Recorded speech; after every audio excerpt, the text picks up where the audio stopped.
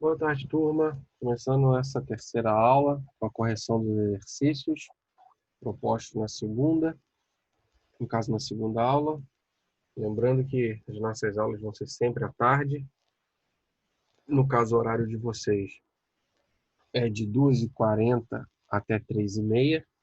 Então, dentro desse horário, vou estar sempre aqui para poder tirar a dúvida de vocês. Vamos para a correção do exercício, para vocês poderem se ver livres de mim logo, né? Eu sei que é o que vocês querem. Vamos lá.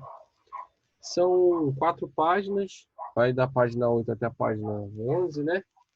3 páginas. Estou ruim de conta. 3 páginas. Vamos lá. Número 1. Em que aspecto?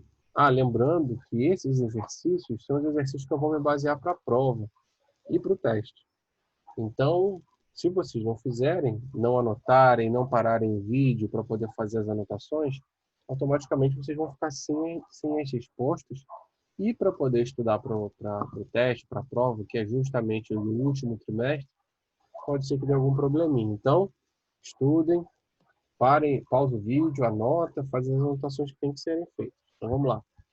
Em que aspecto a perspectiva filosófica de Hobbes, estruturada por uma metodologia empírica, está diretamente vinculada a uma compreensão mecanicista da realidade? Então, vocês vão dar a resposta e justificar. Antes de eu começar a dar a minha resposta, pessoal, já quero pedir desculpa a vocês, caso vocês escutem algum barulho de obra, como, por exemplo, marteladas, corte de piso, alguma coisa do tipo, é porque o vizinho aqui de baixo do meu prédio, né, então o apartamento de baixo aqui, eles estão em obra. E aí, caso tenha algum barulho, é por causa disso. Então, vamos à resposta. Toda perspectiva empirista hobbesiana surge de sua concepção que o que é filosofia, vírgula, no qual o filósofo compreenderá como uma ciência que se preocupa com os corpos, suas causas e propriedades fundamentais. Ponto. O que significam, vírgula, porém esses corpos? Interrogação. Os corpos, segundo Hobbes, são os elementos estruturantes de nossa realidade como um todo, podendo ser divididos em 3 categorias. 2 pontos. Os naturais inanimados, objetos. Os corpos naturais animados, que é o homem. E os corpos artificiais, que é o Estado, com letra maiúscula, porque é o Estado administrador. Ponto.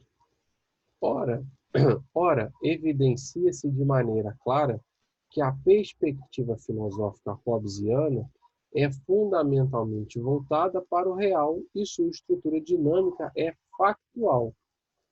Tal tripartição dividirá o objeto de investigação da filosofia em 2 partes centrais, vírgula, a saber, 2 pontos, a filosofia natural, que busca estudar as mudanças dos corpos naturais e sua relação com o conhecimento do homem, e a filosofia política, que estuda sobre a dinâmica da vida política que organiza a existência social. Ponto final. Então, pessoal, é só vocês irem pausando aí devagarzinho que dá para vocês poderem anotar. Vamos lá. Número 2. A maneira pela qual adquirimos qualquer conhecimento constitui suficiente prova de que não é inato o quê, pessoal? Então vamos lá. O empirismo o empirismo, corrente filosófica da qual Locke fazia parte, defende o quê? O que eles afirmam? Letra A. Afirma que o conhecimento não é inato, pois sua aquisição deriva da experiência. Exatamente. O Locke ele defende, junto com a ideia empirista, que nós só aprendemos a partir da experiência. Você não consegue aprender se você não vivenciar aquilo. O que eu, particularmente, Ronaldo, concordo. Dificilmente a gente vai aprender alguma coisa que a gente não vive. Vamos lá. Número 3. As outras eu não vou nem continuar lendo, porque elas estão erradas, tá bom? Número 3. Ao investigar as origens das ideias, Diversos filósofos fizeram interferências importantes no pensamento filosófico da humanidade. Dentre eles, destaca-se o pensamento de John Locke. Assinale a alternativa que expressa as origens das ideias de John Locke. Então, o que deu origem a esses pensamentos do Locke, pessoal? Vamos lá. Letra A. Não há dúvida de que todo o nosso conhecimento comece com a experiência. Mas, embora todo o nosso conhecimento comece com a experiência, nem por isso todo ele pode ser atribuído a esta, mas a imaginação e a ideia. Essa está errada porque Locke não defende essa parte da experiência. Tá certo? Letra B. O que eu sou? Uma substância que pensa? O que é uma substância que pensa? É uma coisa que duvida, que concebe, que afirma, que nega, blá, blá, blá, blá, blá, blá. John Locke ele não perde tempo com esses questionamentos, tá, pessoal? De ser uma coisa e uma coisa que pensa. Então, isso daí já está errado. Vamos para a resposta direta. Na letra D diz o seguinte: afirmo que essas duas, a saber, as coisas materiais externas, como objeto da sensação, e as operações de nossas próprias mentes, como objeto da reflexão, são, a meu ver, os únicos dados originais dos quais as ideias derivam. Então, fala do seguinte, do nosso poder do pensamento, fala sobre as nossas ideias, sobre as nossas ações, que derivam justamente do nosso potencial mental, ou seja, só faz o que nós queremos. Número 4. Eu não vou ler porque vocês já leram para poder fazer. Então, eu vou ler só a perguntinha aqui. Ó. Tendo presente o texto acima, é correto afirmar, segundo Locke, que vocês tiveram que ler para poder responder. Então, vamos lá. Vamos para a resposta correta direta. As duas fontes de nossas ideias, no caso a sensação e a reflexão, de modo que tudo o que é objeto de nossa mente, por ser ela como que um papel em branco, é adquirido por meio de uma ou de outra dessas duas fontes. Está certo. Por quê?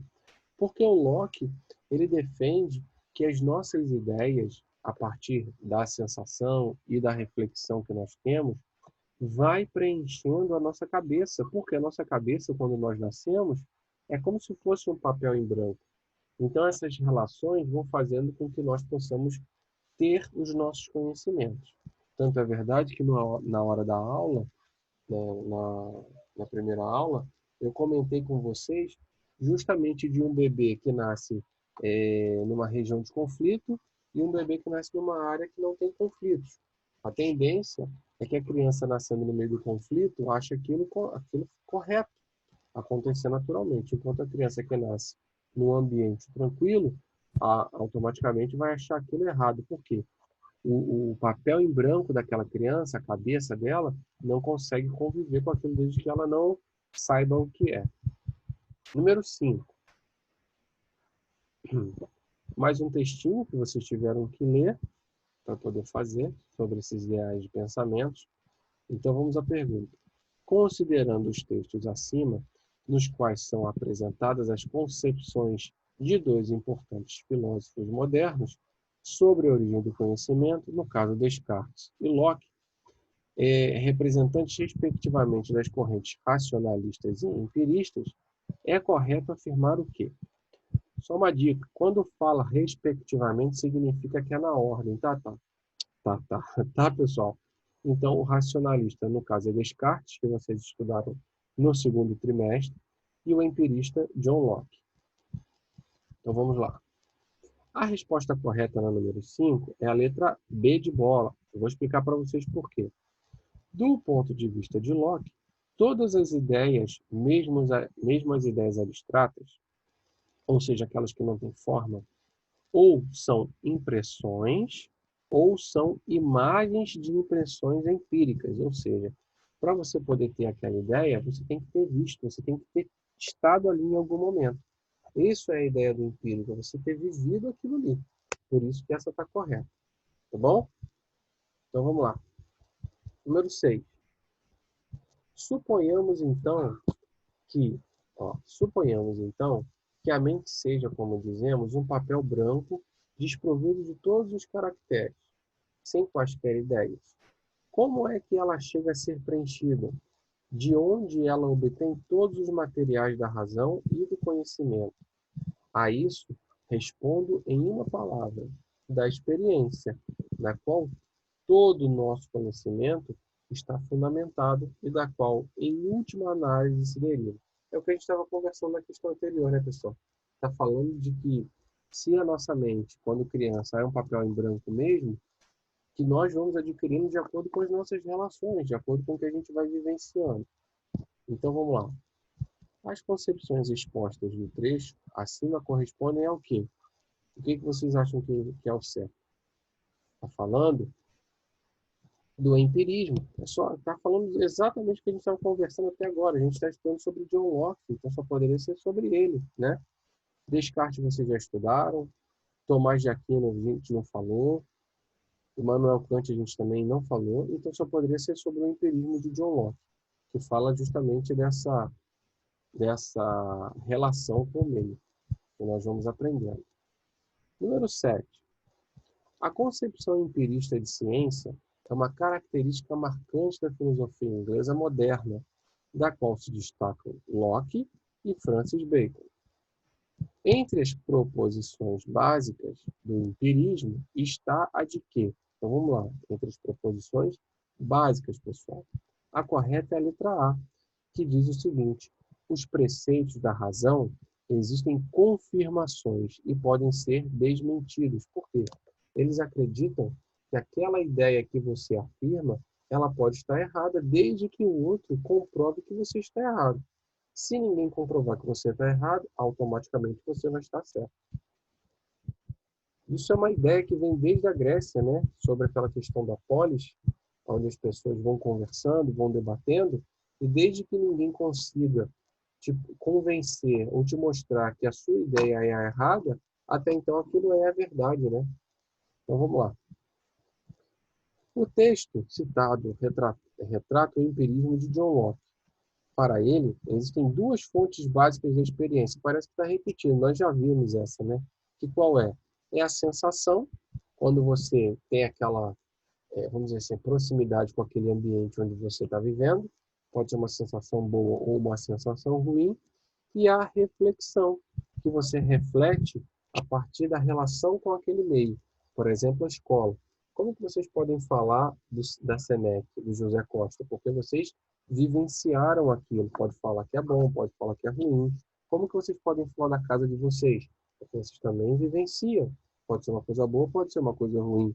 Ligado à geografia, esse pensamento se baseia até na definição de lugar. Lembra que nós temos que ter uma relação de afetividade, ter um sentimento por aquele lugar, e nós só podemos ter esse sentimento a partir do momento que nós temos uma relação com aquele ambiente.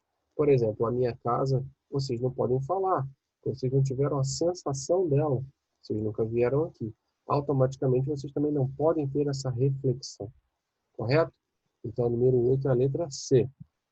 Número 9. Essa é grande, gente. Desculpa, a 9 não. A 9 não é grande, não, ela é objetivo. Vamos lá. Segundo Locke, todas as nossas representações do real são derivadas de percepções sensíveis, não havendo outra fonte para conhecimento. Então, assinale a alternativa que contempla adequadamente as implicações dessa formulação de Locke, ou seja, o que complementa, o que vai ficar na mesma ideia da do Locke falando sobre essas sensações. Então vamos lá. A correta é a letra A, que diz o seguinte: toda ideia somente se torna verdadeira se antecida pela experiência. Desculpa, é o que a gente estava conversando. Dentro da ideia de Locke, toda experiência vai te levar a uma reflexão. Essa experiência pode ser a conversa que nós estamos tendo, para vocês falarem como que é a aula. Se vocês não estivessem ouvindo a aula, vendo a aula, automaticamente vocês não poderiam ter o quê? Vocês não poderiam ter a verdade de vocês. Então, dentro desses ideais, só é possível você ter uma ideia a partir dessa experiência, desse contato que você tem com aquilo que está acontecendo. Ok? Pode ser a aula, como nós estamos tendo agora, pode ser uma catástrofe, né, a destruição de alguma coisa. Então, só a partir daquele momento que nós nos colocamos naquele ambiente, ok? Bom, turma, na próxima aula eu vou começar a falar com vocês sobre o empirismo de Dave Hume, mas isso é um assunto para a próxima aula só, tá bom? Caso surja alguma dúvida, caso o vídeo tenha sido cortado ou o áudio falhou em algum momento, dentro daquele horário que eu falei com vocês, de 12h40 até 3h30, toda terça-feira, desculpa, toda segunda-feira, eu vou estar aqui para poder tirar dúvida, ok? Então a aula de filosofia acabou por aqui, por hoje, e fiquem com Deus. Tchau.